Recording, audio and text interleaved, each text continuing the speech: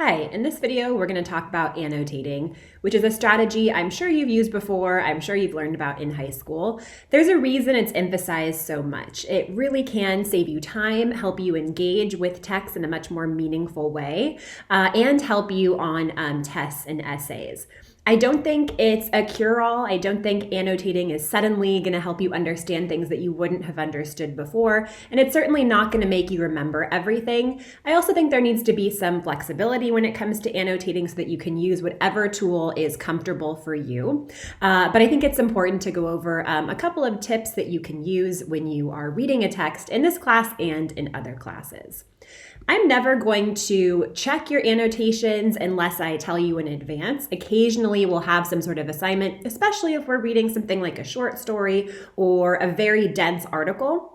Occasionally we'll have an assignment in which you have to upload your annotations, but I will always let you know in advance. For the most part, I think annotations are for you, right? They're personal. Maybe it's a doodle, maybe it's using technology, maybe it's old-fashioned pen and paper in the margins of your book, but annotating in some way really is going to help you, so I really encourage you to do it.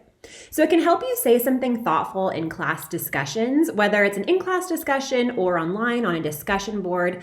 It's a place to start, right? You can go back to whatever you noticed when you were annotating or making notes or highlighting the text, and you can pull out that quotation and rather than starting from scratch. It'll help you engage with the text and enter a dialogue with the author. In this class, the optional textbook is They Say, I Say, which is all about how writing is a conversation, right? First, you listen to what other people have said about the issue, right? You kind of take the temperature of the room, you try to understand what people have said about the issue, and then you make your own arguments, right? Using what other people have said, but some of your own examples as well. So this helps you do this process really intuitively, respond and dialogue a little bit with the writer. Oftentimes, you're not actually in conversation with the writer, but you can also use things like Twitter and Instagram and social media to engage with writers of articles that are published recently.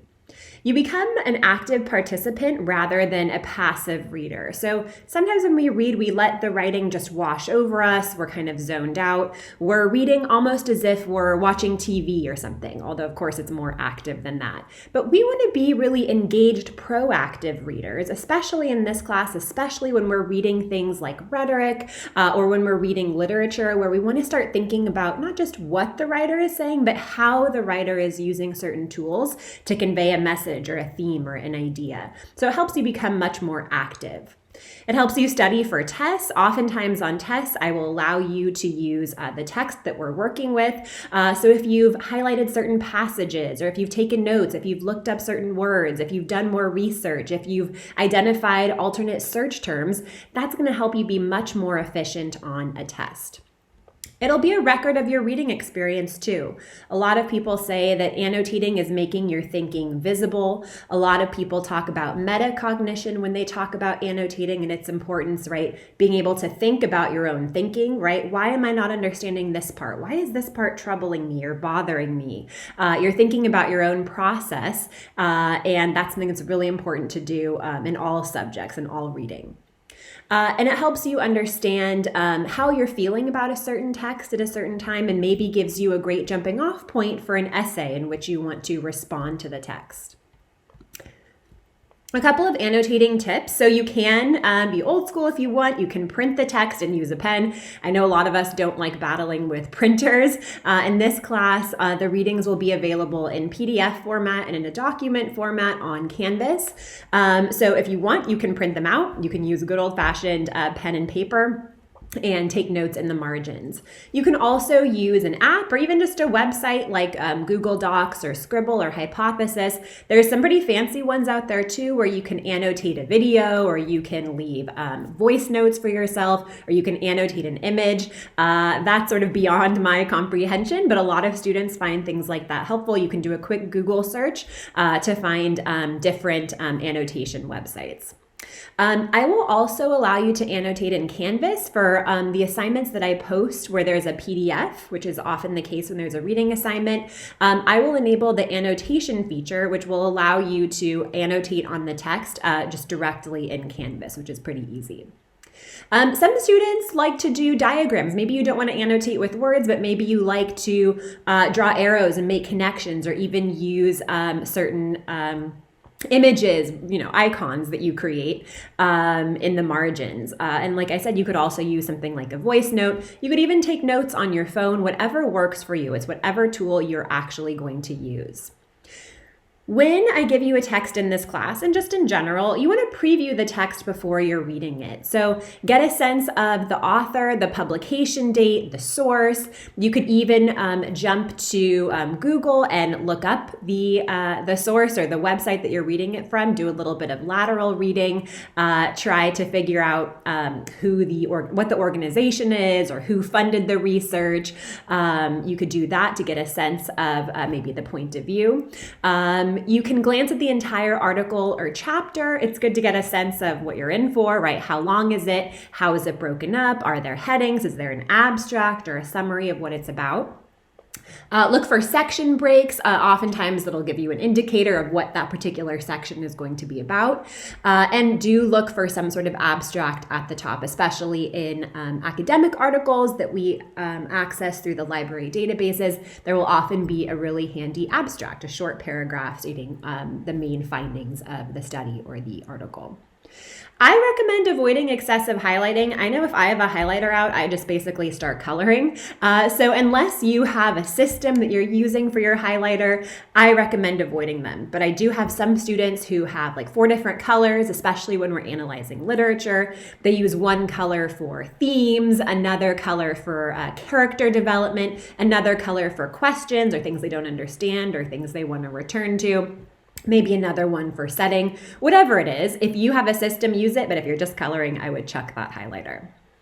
Try to guess the meaning of words before you look them up in the dictionary. Obviously, you want to look them up in the dictionary or look them up on your computer or your phone eventually. But first, it's good to guess based on context how the word's being used. You're much more likely to remember the word if you do that.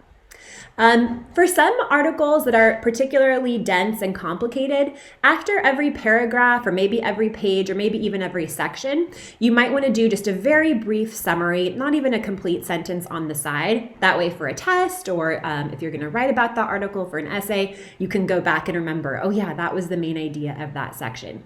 If the article is pretty straightforward, then maybe you want to skip that. I always recommend looking for golden lines. In fact, in this class, I will ask you to pull out golden lines and talk about them and discuss them and respond to other classmates' golden lines. These could be lines that are really moving. They spoke to you in some way. The line was really powerful, it resonated with you. Or maybe a line that's very controversial or debatable or that you don't really like for some reason or that irritates you and you're not really sure why or you do know why. So it doesn't have to be a line that you love or that's beautifully written. It's just some sort of line that sticks in your mind. Oftentimes that will be a jumping off point for a conversation tip. I also recommend making connections to what other classmates have said, whether it's in a discussion post or in class. Make connections to what other classmates have said. So you might say something like, oh yeah, this is what Sean was talking about in his discussion post last week. I will ask you to engage not just with the text, but also with other students. So whenever you see those connections, make a note of them. The important thing is that you use whatever technique is actually going to work and you're going to be consistent with. So if you use technology, great. If you use pen and paper, that's great too. You can see even in a very straightforward, kind of easy to digest article, this one comes from the Wall Street Journal, there are still things that you can annotate. You can see kind of my example here. This is using an annotation website called XO, I think, or XO. But it's very similar to Google Docs. Even something very simple and straightforward, there's plenty that you can take notes on, right? The publication date is an article published in 2016 about information literacy and media literacy. Is that kind of dated now? Do we need to find a more contemporary article because this issue changes, right, every single day? Noting the abstract. engaging with the text by making a comment on when you disagree with something or when you find something kind of offensive or irritating. In this case, the statement about young people and not being very literate when it comes to information they read on the internet. If that kind of irritates you, maybe you want to take a note on it. Adding your own examples. So even something very simple can benefit from some annotations, and it does not have to be anything complicated. Okay? I hope that helps. If you look underneath this video on Canvas, you'll see some links to a couple of studies that talk about annotation and its benefits. Like I said, most studies seem to suggest that annotating can be helpful, but there are a few that suggest it doesn't do any damage, but it's not the cure-all that some people think it is. But I'd like you to at least try it and see what happens.